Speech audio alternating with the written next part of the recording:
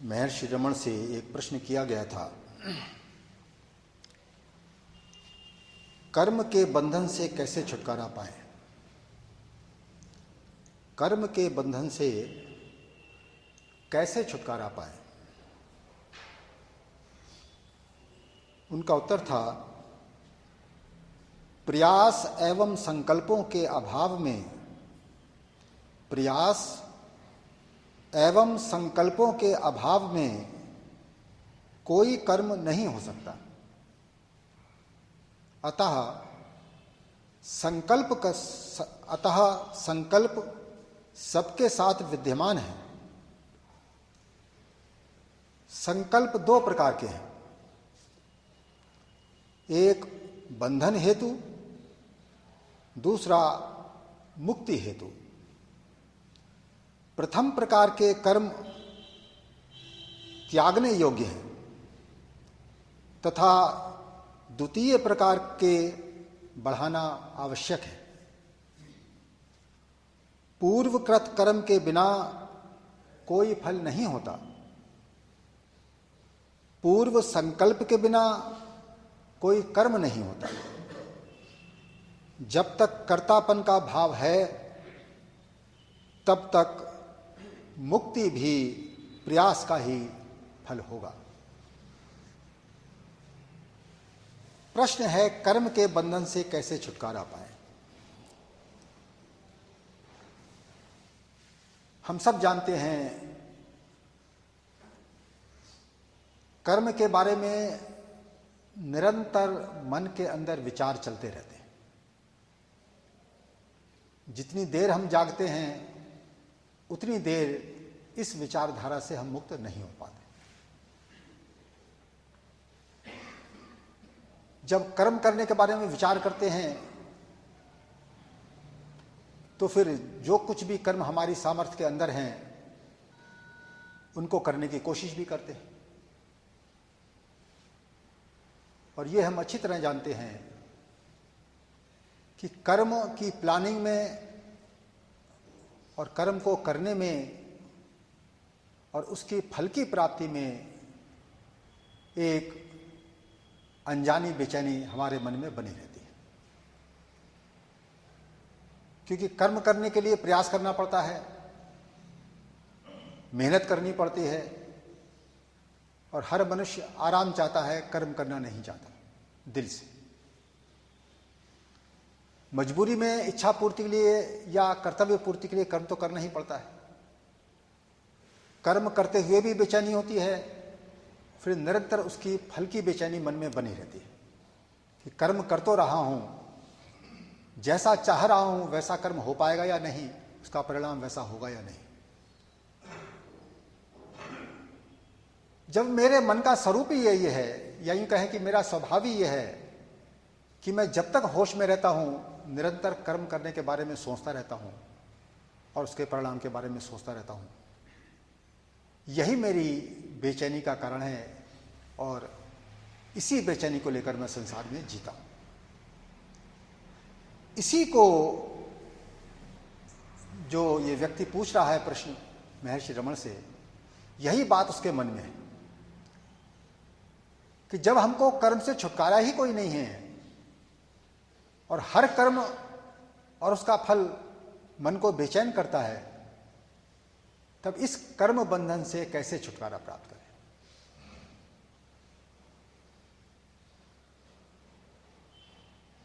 तो उसके लिए महर्षि रमण सूत्र दे रहे हैं। सबसे पहले तो कह रहे हैं वो कि प्रयास एवं संकल्पों के अभाव में कोई कर्म नहीं हो सकता है।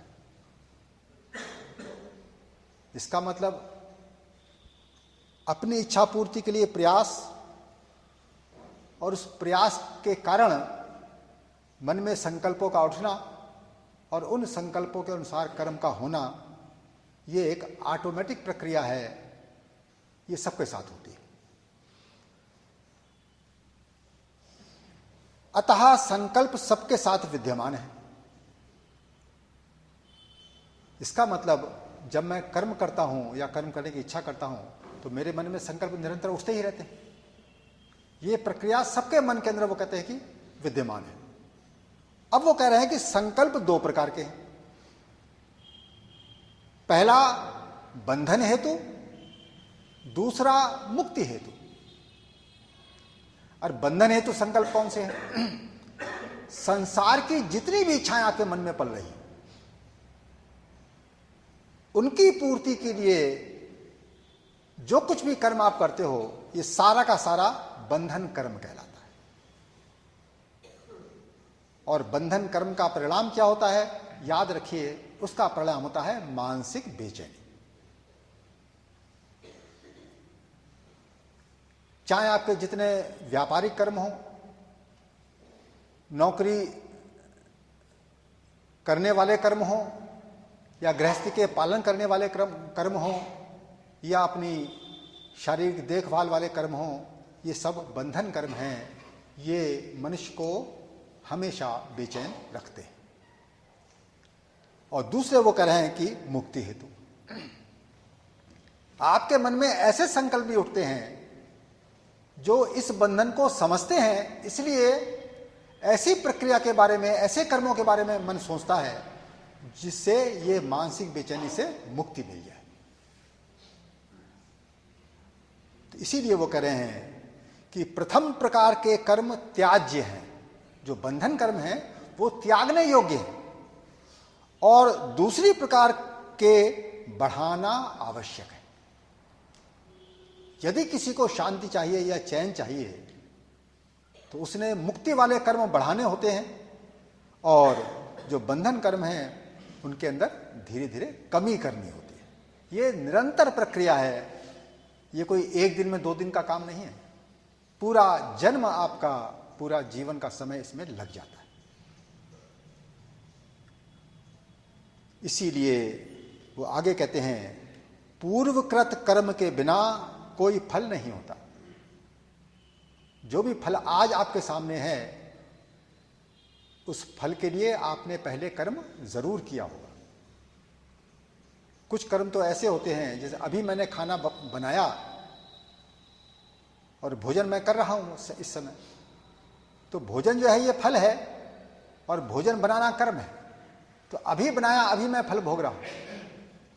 लेकिन कुछ फल ऐसे भी होते हैं जिसके लिए कर्म मुझको करता हुआ मैं नजर नहीं आता हूं, लेकिन फल मिलते हैं। किसी बच्चे का किसी अमीर घराने में, जहां सारी सुख सुविधाएं मौजूद हैं, उसका जन्म हो गया, उससे तो कोई कर्म नहीं किया। जो सुख, जो संपत्ति उसको बचपन से ही, जन्म से ही प्राप्त है, दूसरा व्यक्ति उसको इकट्ठी करने में 50 वर्ष खर्च कर देता है, तब उसको वैसी हालत प्राप्त होती है। लेकिन इसको बचपन से ही वैसी हालत मिल गई। तो इसका मतलब है फल तो मिलता नहीं है बिना पूर्वकृत कर्म के। इसका मतलब है उसने पूर्व जन्म में इस प्रकार के कर्म किए थे, जिनके फल वहां नहीं भोग पाया, वो इस जन्म में उसको भोग रहा है। क्योंकि जीवन निरंतर है, कंटिन्यूअस है, इसमें टाइम गैप नहीं है। इसलिए सतपुरुष कहते हैं कि देह के परिवर्तन को मौत नहीं कहते। हम तो कहते हैं ये आदमी मर गया। मरा कौन? जो जिंदा है वही तो मरेगा। लेकिन हमको पता नहीं है, जो जिंदा है वो कभी नहीं मरता। अध्यात्म में जो जिंदा है, या यूं कहें जिसमें जीवन है, वो कभी नहीं मरता। जो ऑलरेडी मृत है उसमें परिवर्तन होता है।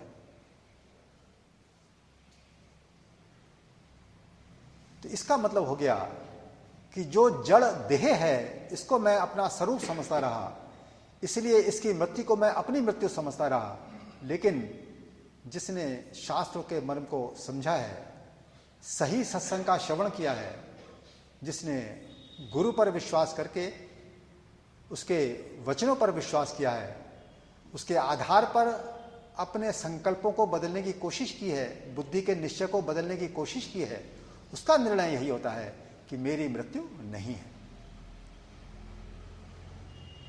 मृत्यु क्या है? देह का परिवर्तन मात्र है। तो इसीलिए वर्तमान देह जो मुझको मिली है मनुष्य की, इस मानव देह में मैं ये बंधन कर्म से मुक्ति का प्रयास कर सकता हूं। लेकिन अज्ञानियों के बीच में मैं पल रहा हूं, ज्ञानवानों से मेरा संबंध नहीं है, शास्त्रों को पढ़ने की मैं कोशिश नहीं करता, उनको जैसा वो निर्णय दे रहे हैं वैसा निर्णय में अपनी बुद्धि का बदलने की कोशिश नहीं करता,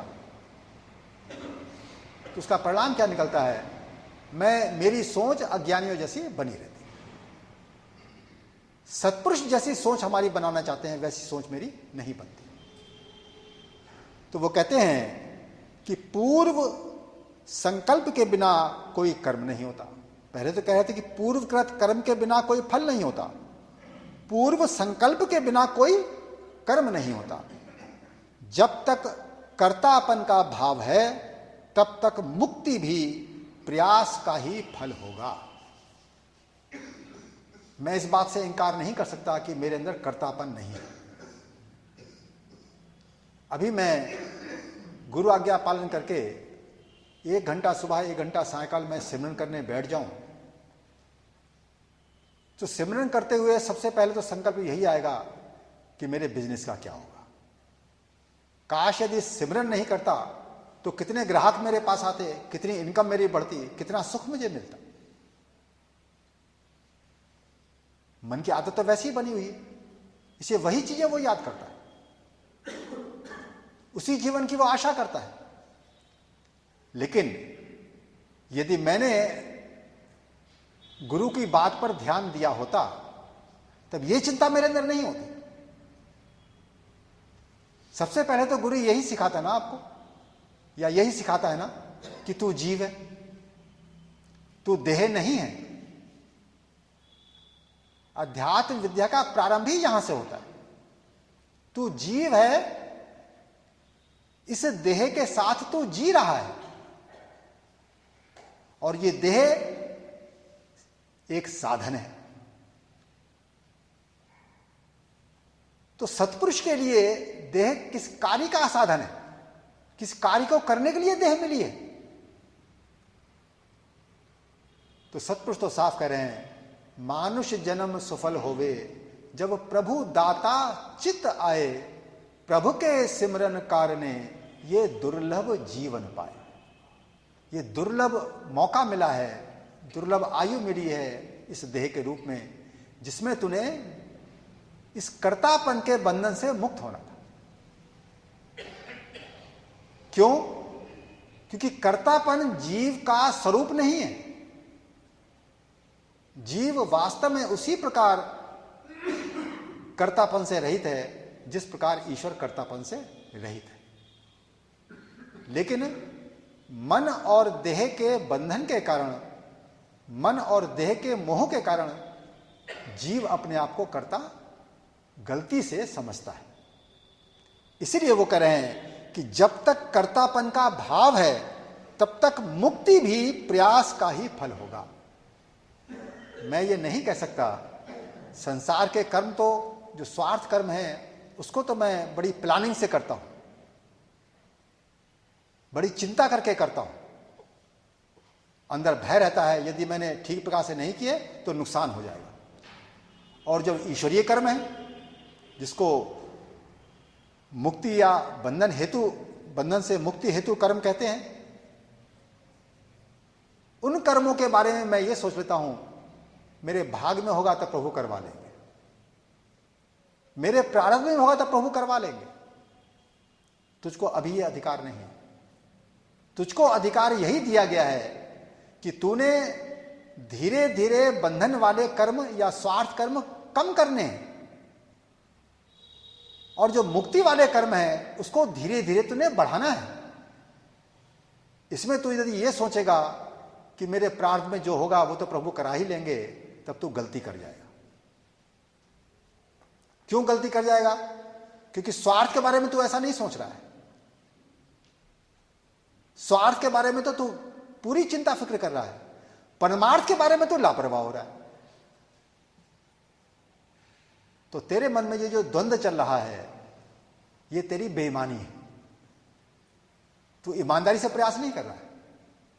इसीलिए ऋषि एक डायरेक्शन दे रहे हैं, एक निर्णय दे रहे हैं कि जब तक कर्तापन का भाव है तब तक मुक्ति भी प्रयास का ही फल होगा। मुक्ति के लिए भी तूने उसी ईमानदारी से, उसी तीव्र इच्छा से, उसी लगन से कर्म करने हैं जैसे कि तू स्वार्थ कर्म करता है। जैसे तू दुकान चलाता है, घाटे का तुझे डर रहता है, नहीं रहता है कि जरा लापरवाही की तो ग्राहक मुझे धोखा दे जाएगा, जरा लापरवाही की तो नौकर मुझे धोखा दे जाएगा। कितना ध्यान रखता है। वही ध्यान तुझको ईश्वर मार्ग में चलने में भी रखना चाहिए। सिमरन भी लापरवाही से नहीं। जितनी कंडीशंस, जितनी शर्तें सिमरन करने के लिए बताई गई हैं, सब मैंने पालन करना है, नहीं तो समय मेरा बर्बाद हो जाएगा। तो इसीलिए जब तक मैं मुक्ति वाले कर्म नहीं करता तब तक मैं स्वार्थ कर्मों में निरंतर फंसा ही रहूंगा। और स्वार्थ कर्म का ही मतलब होता है कि जिसका जो परिणाम है या जिसका जो फल है उसका नाम है मानसिक बेचैनी। क्यों मानसिक बेचैनी? क्योंकि जितने भी स्वार्थ कर्म हैं उसका जो प्रभाव है मन के ऊपर वो 5 विकार के रूप में आता है, जिसको कहते हैं काम, क्रोध, लोभ, मोह, अहंकार। तो मेरे सारे स्वार्थ कर्म का परिणाम, चाहे मुझे पता हो चाहे ना हो, वो मन के अंदर इन 5 विकारों की वृद्धि करता है। और विकार की वृद्धि होगी, जब डिजीज बढ़ेगी तो तेरी बेचैनी बढ़ेगी या चैन बढ़ेगा। तो इसलिए जैसे जैसे मेरा हर वर्ष, हर दिन स्वार्थ में बीतता है, मुझको पता नहीं है, मेरी मानसिक बेचैनी को वो बढ़ा जाता है। मेरे संस्कार में मेरे विकार और गहरे हो जाते हैं। तो आगे चलकर तेरा भविष्य अंधकारमय होना है या उसमें प्रकाश आना है, ये हम आसानी से निर्णय कर सकते हैं। तो इसीलिए होशियारी इसी में है। यदि मैंने गुरु धारण किया है, यदि मैंने शास्त्रों का श्रवण किया है सत्संग के रूप में या उनका स्वाध्याय किया है, तो उनकी बातों को इसी प्रकार मुझको समझना होता है कि जैसा कि वाणी कह रही है कि 5 विकार महादुखदाई, जले सकल संसारा, परमारथ प्रतीत बिन नहीं जीव पाए निस्तारा। जब तक परमार्थ की प्रतीति नहीं होगी, ईश्वर के मार्ग पर चलने का शौक नहीं होगा, समझ नहीं होगी, तब तक इन 5 विकारों की अग्नि प्रदीप्त करके मैं संसार में जीता रहूंगा। तो इसीलिए पूरा का पूरा जन्म मेरा निरर्थक चला जाएगा, या यूं कहिए कि कुएं में चला जाएगा। तो इससे बड़ी मूर्खता मनुष्य जन्म लेकर कोई नहीं हो सकती कि वो स्वार्थ जीवन में संसार से कैसे चलना चाहिए ये बातें सीखता रहे और ईश्वर को भूल जाए, या यूं कहिए कि मुक्ति के लिए प्रयास ना करे। मुक्ति के लिए प्रयास वही करेगा जो सबसे पहले इस कर्म को बंधन करके देखेगा। तो सत्संग का निर्णय यही होता है, सत्पुरुषों का निर्णय यही होता है, उनका मार्गदर्शन भी यही होता है कि हम बेचैन तो रहते हैं और उस बेचैनी को लेकर ही सत्पुरुषों के पास जाते हैं, उस बेचैनी को लेकर ही हम भगवान के आगे गिड़गड़ाते हैं, लेकिन हमको पता नहीं है कि इस बेचैनी से बचने का रास्ता क्या है। तो हम पूजा पाठ भी करते हैं तो केवल इसीलिए कि संसार में जो कुछ हम चाह रहे हैं वो तो मिल जाएगा हमको प्रभु कृपा से, और मैं बेचैनी से भी मुक्त हो जाऊंगा। लेकिन मुझ मूर्ख को यह पता नहीं है कि प्रभु ने ऐसा कोई रास्ता कभी जीव को आज तक दिया ही नहीं। यदि ईश्वर ने किसी जीव पर कृपा की है तो एक ही रास्ता दिया है उसको कि इस स्वार्थ जीवन से तू धीरे धीरे कैसे छुटकारा प्राप्त करे। इसीलिए महाराज जी ने जब रास्ता बताया तो 5 नियम दे दिए। ये 5 नियम क्या है? सादगी से प्रारंभ किया। सादगी का मतलब यह होता है कि संसार के भोग विलासों को मैंने बढ़ाना नहीं है, इतने कम करना है कि देह की आवश्यकता पूर्ण हो जाए, बस। सत्य का पालन क्यों दिया? सत्य कहते हैं ईश्वर को। ईश्वर की प्राप्ति के लिए जो जीवन जिएगा वो चालाकियां क्यों करेगा? वो झूठ का आसरा क्यों लेगा? बेईमानियां क्यों करेगा? वो ईमानदारी से जो कुछ भी कर्म उसके हाथ में है, स्वार्थ कर्म, उसको ईमानदारी से करेगा, क्योंकि उसके अंदर भय नहीं होता। उसको पता होता है कि ईश्वर ने जितना मेरे लिए निर्धारित कर रखा है वो संसार में मुझको जरूर प्राप्त होगा। दुनिया को वो चीज छीनने की ताकत दी ही नहीं गई है। यदि कोई व्यक्ति छीनेगा तो ईश्वर हुक्म से छीनेगा, ये विश्वास उसके अंदर होता है।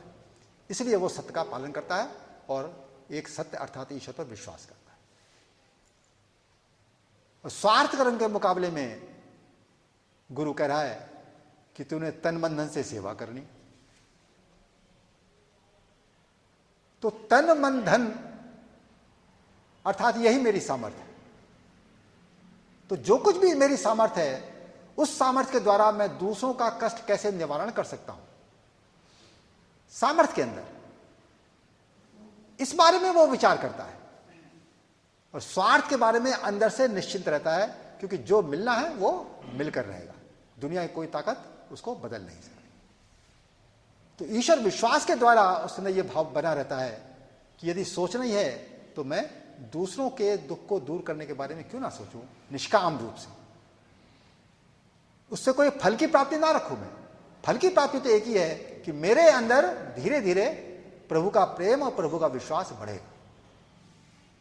तो इसीलिए वो इस सारी विद्या को सीखने के लिए, इसमें बड़ी बारीकियां आती हैं जब आप इसको इंप्लीमेंट करते हो, तो इसीलिए वो शास्त्र का स्वाध्याय करता है, सत्संग का श्रवण करता है। और ये सारा काम क्यों करता है वो? ताकि 2 वक्त प्रभु की प्रेम से याद करने में वो सफल हो जाए। तो इस प्रकार ये जो मुक्ति का प्रयास है, ये 5 नियम ही तो मुक्ति का प्रयास है। और मुक्ति का प्रयास क्या होता है? प्रभु की याद वही प्रेम से कर सकता है जिसके मन के अंदर संसार के प्रति वैराग्य भाव हो। और ये वैराग्य भाव उसी व्यक्ति के अंदर बना रहेगा जो सारे गृहस्थ कर्म को, सारे संसारिक कर्म को बंधन करके देखता है। ये जीव के लिए बंधन है, क्योंकि इन कर्मों के लिए मन, इंद्रियां और देह से गहरी आसक्ति बनी रहती है, इससे आसक्ति कम नहीं होती। इसलिए देखा होगा आपने, मान लिया मेरे स्वाद लेने की आदत पड़ी हुई है, बूढ़ा हो जाता हूं लेकिन स्वाद मुझे याद आते रहते हैं, उनकी आसक्ति कभी खत्म नहीं होती। लेकिन जो विवेक से चलता है, विचार से चलता है, वो धीरे धीरे इतना अभ्यास करता है कि देखता है कि समय रहते उसकी सारे साधों से वृत्ति उसकी हट गई। जिस चीज में आप बार बार दोष दर्शन करते हैं, जैसे कि एक शुगर का पेशेंट है, वो जानता है कि डॉक्टर ने बता रखा है कि तुम्हारी देह की यह हालत है कि अब तुमने यदि शुगर का सेवन किया तो तुम बचोगे नहीं, ये देह तुम्हारा साथ नहीं देगी, ये बिगड़ जाएगी और आगे ऐसे रोग लग जाएंगे जिसका कोई इलाज नहीं होगा। तो इस भय से वो क्या करता है, यदि होशियार है तो धीरे धीरे शुगर का पूरी तरह से वो त्याग कर देता है।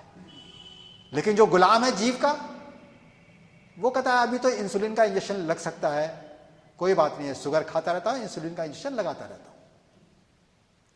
वो अपने स्वाद के वशीभूत होकर, स्वार्थ के इच्छा के वशीभूत होकर अपने जीवन को बिगाड़ लेता है। डॉक्टर की चेतावनी की परवाह वो नहीं करता।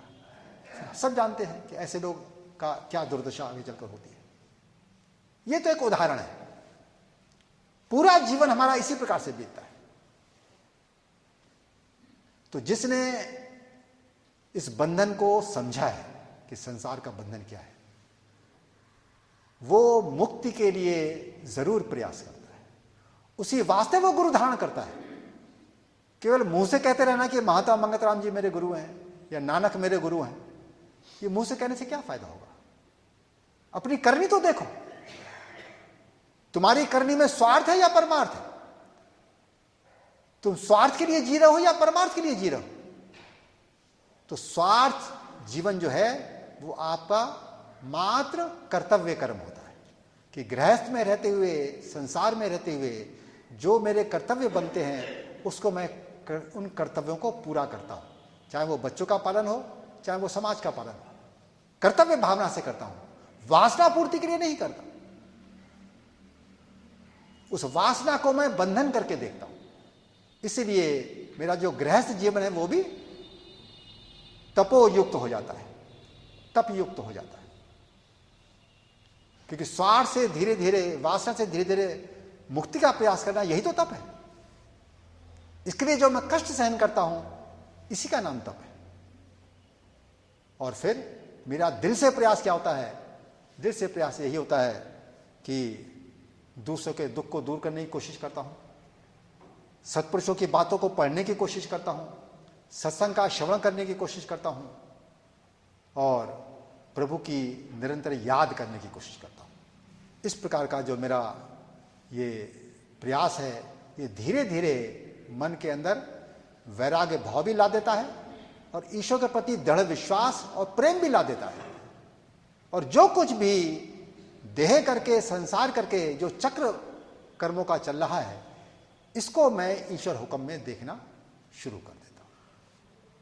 अंदर से एक ही भावना रहती है कि प्रभु, ठीक प्रयास करने के बाद भी रिजल्ट उल्टा मिल गया, प्रभु ये तेरी करनी है या ये तेरी देन है।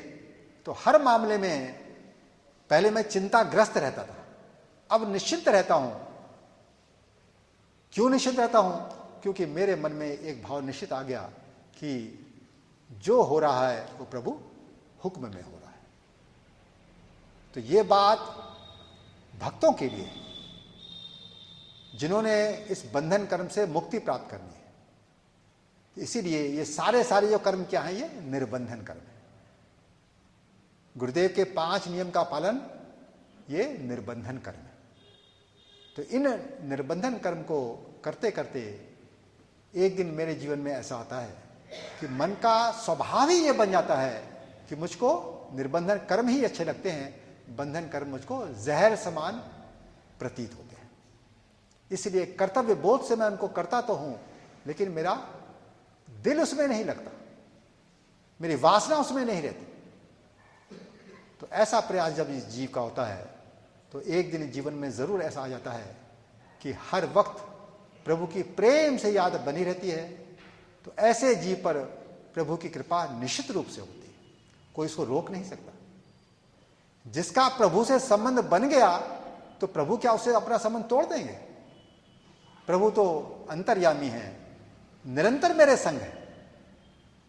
मुझको ही उनकी याद नहीं आती, मैं उनको भूला हुआ। तो ये जो निर्बंधन कर्म है, ये मनुष्य के मन के अंदर प्रभु प्रेम पैदा करता है और जो कर्म की आसक्ति है, जिसको बंधन कर्म कहते हैं, वो आसक्ति इसके मन से टूट जाती है। ऐसा मनुष्य अपना जीवन सफल करके इस संसार से विदा होता है। ओम ब्रह्म सत्य।